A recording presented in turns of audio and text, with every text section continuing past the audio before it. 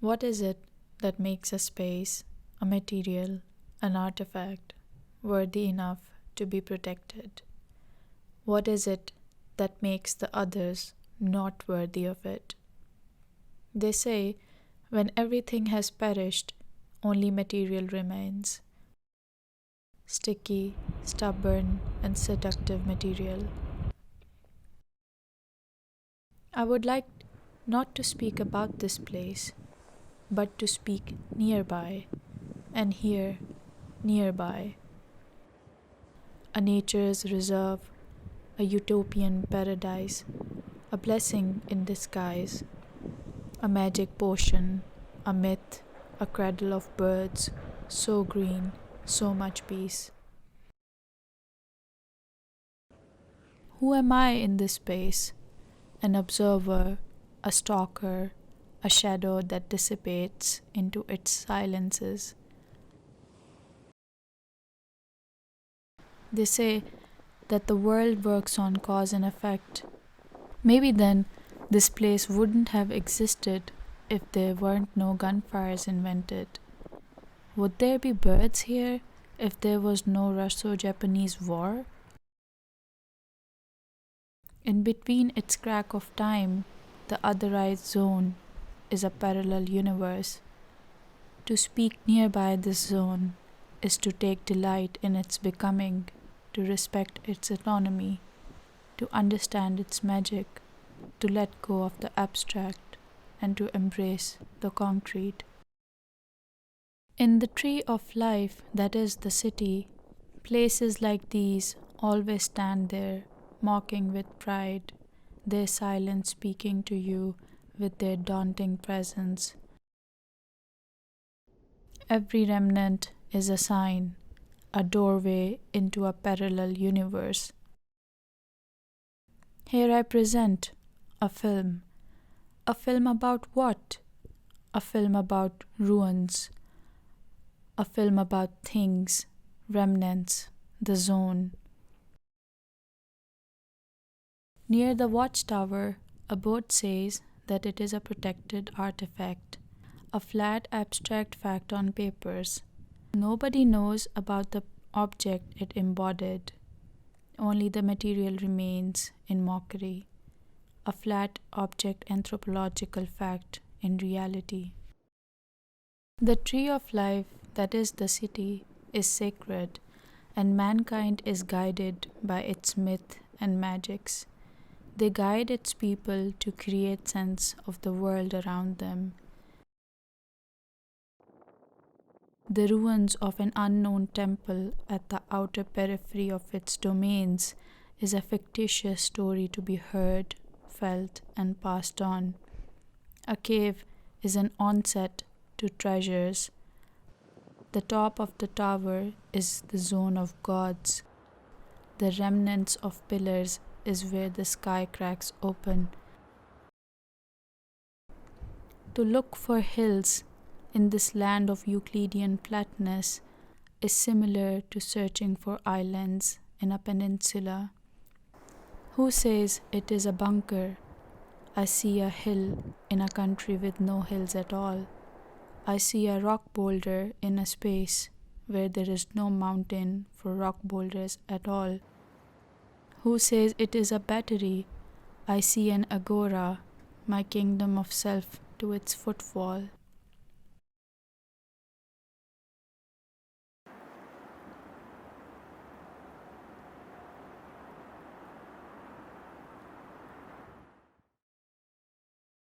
Reality is a delicate notion.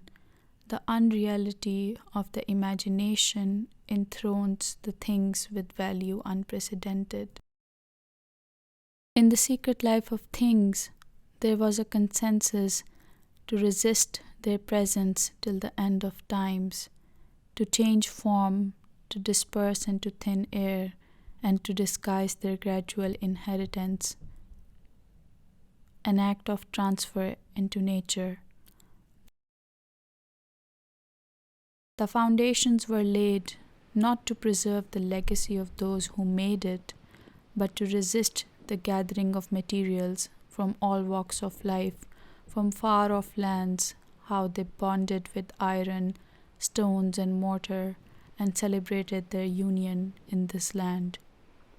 The secret life of things is a repository of collective conscience of what a civilization could be, its most valued achievements, its most dreadful secrets, a cultivated realm that contains within itself the entire plan of the world, all possibilities of the universe, a figment of the whole and the whole of the figment.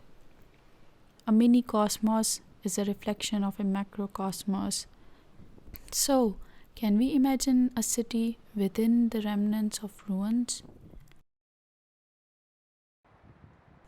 The habit of imposing a meaning to every single sign, every single material, can't it also have adverse effects? In the kingdom of materials, meanings mutate with every whiff of wind. In between this tussle of the real and the abstract, the city dwellers dwell on action, a form of social practice, like a dialectic to the trialectic, a cherry on top, like what is to be remembered and what is to be forgotten. Forgetfulness is also an art, a form of revolt, a revolt against the past, a revolt to detach and to discard. But can past be eradicated?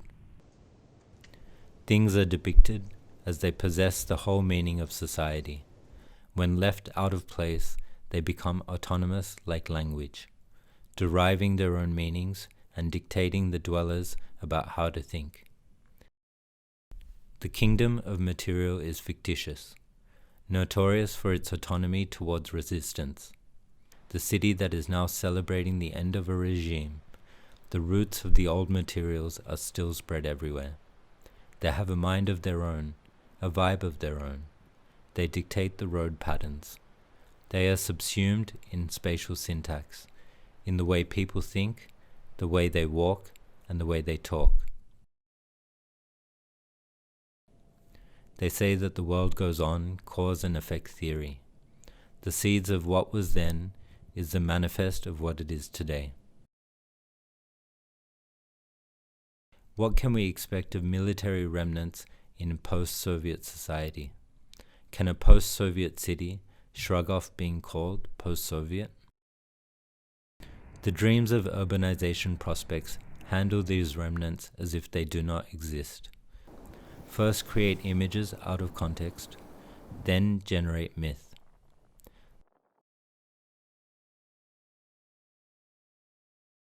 The way one handles the camera changes everything.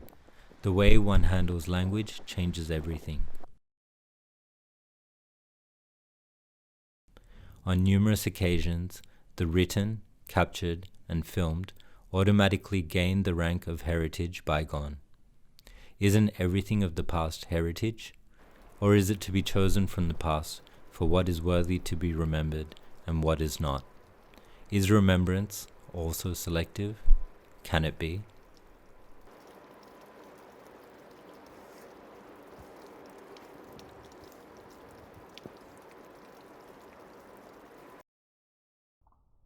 A fine layer of nature covers everything. When the snow falls, it creates an outline upon the material, playing hide and seek. A perfect camouflage. A film about what? A film about Paljassaare. But what exactly in Paljassaare? About remnants in Paljassaare. But what about them? There is less and less need to express on behalf of materials. What have they lost? Is there something we have lost while entrenched within them, like a free fall of imagination? The part of this city sits on the time clock, waiting for the arrival of new reforms, that shows what it wants to. Green, untouched nature, and hides the rest. Is post-socialism a temporal moment that passes, or is it something that lingers on? Meaning changes overnight. Sometimes, coincidentally nicer inherited outcomes of the past are outrageously unacceptable in the present, but they are undoubtedly undeniable too. Like here, in this place, I thought that empty vessels make the most sounds, like guns with gunshots.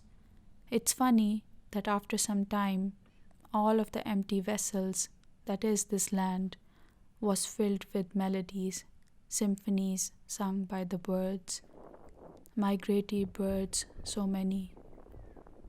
The birds, so beautiful they are, such pretty they perform.